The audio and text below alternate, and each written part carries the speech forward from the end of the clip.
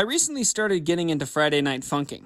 If you don't know what that is, it's a rhythm game based around a couple that gets themselves into some pretty bad and kind of weird situations. And apparently the only way to get out of it is to rap battle their way out. Because if you suck at rapping in this strange and mystical world, you get deaded. And no one likes to get deaded. Dead. As I've delved into the game, I've of course come into contact with the community, and all the fruits of their labors, even the weird ones. Whenever a new game comes out, there are always people who just can't wait for it to die. Like they're standing next to a hole they dug and are waiting for just it to come along and fall in. Oh, Billy? I don't think they're coming. No! They're gonna come! And I'm gonna make it with the However, for every Reddit gravedigger, there's a fan who is devoted to their fandom. They praise it on the sun pedestal.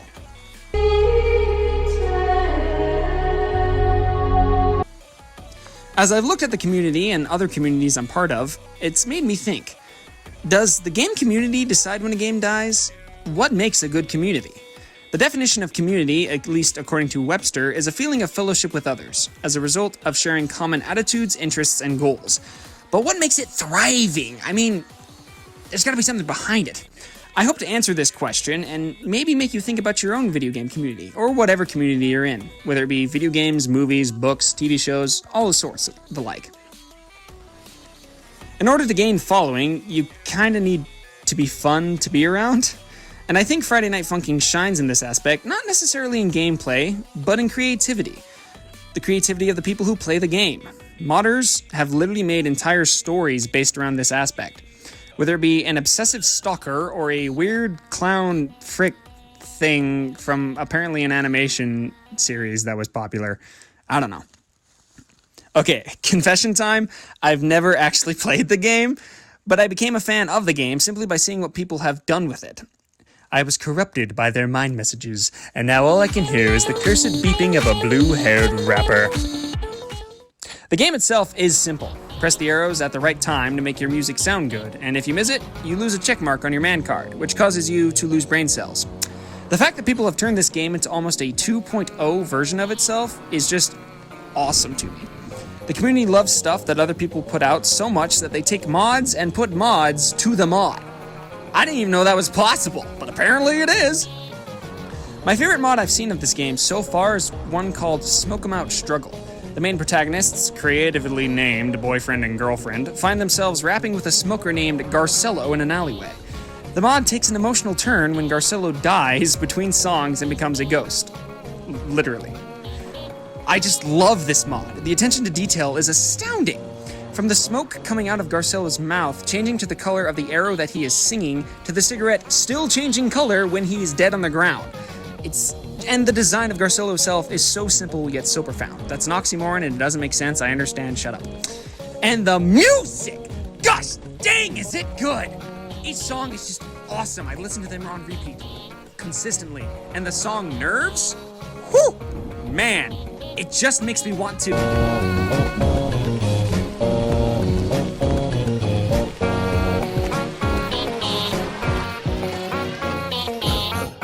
So the community has love for others' creations, and the game has such an interesting concept that people can make literal campaigns, or weeks as they're called in the game, and make them look like they could be canon. When I first came into this game, I thought Witty was an actual week. No joke.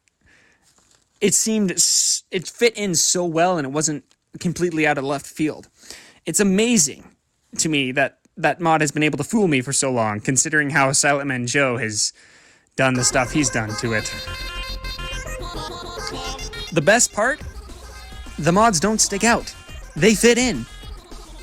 The idea that the main protagonists are rapping against demons instead of normal people puts so much depth in the world and allows creativity to flow a little better. There might be magic in the world, I'm not sure. Plus Tank Man's in there for whatever reason.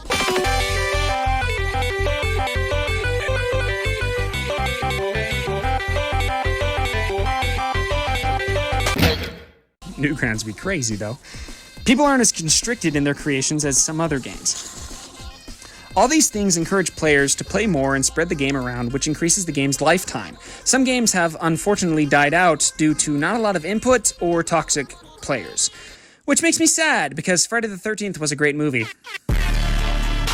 Before I continue, I want to give some examples of communities that shine in places and don't shine in other places. I'm not saying one community is better than the other. I'm simply saying that these communities have different strengths and weaknesses according to them.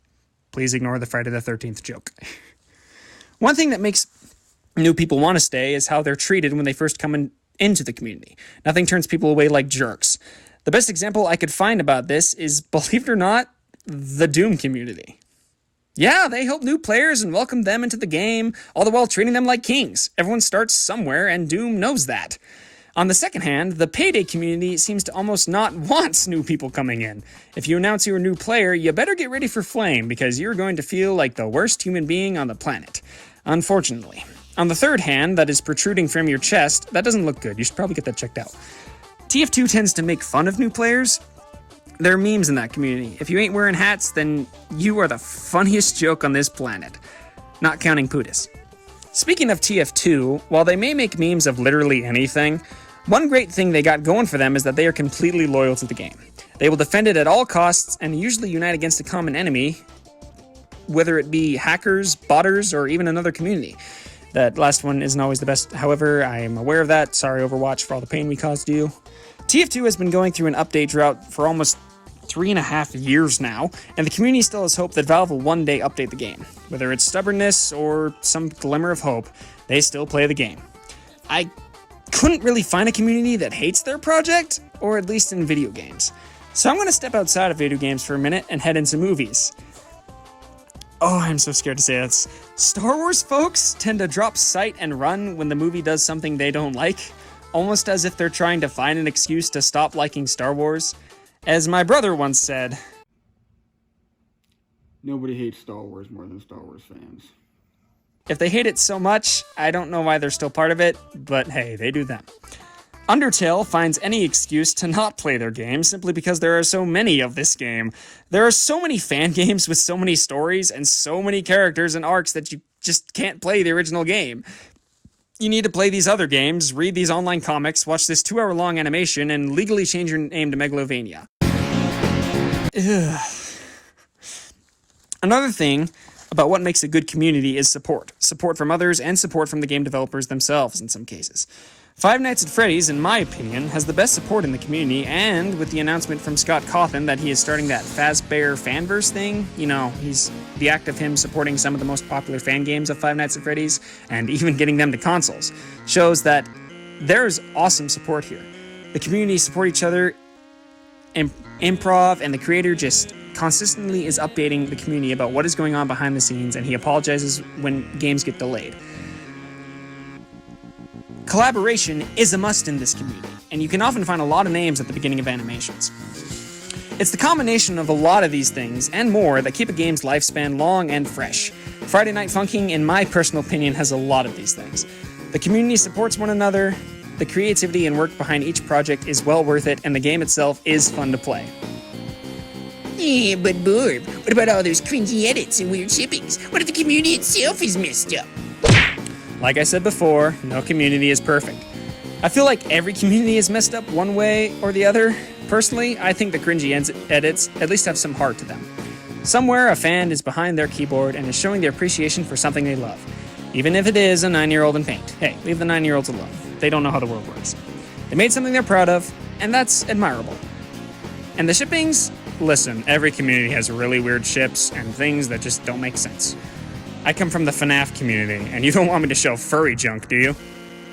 Emerson, what's your local question? Go back, please! Have I shown you at least a part of why community is important? A dedicated and fun fan base can keep things going for so long. And then add in a developer who cares about their creation, and you have successfully put something good into the world. So good luck to you, you Friday Night Funkin' people. May your community thrive. And if anyone says the best song in the game is anything other than UGG, they are disagreeing with you with your opinion, and that is okay.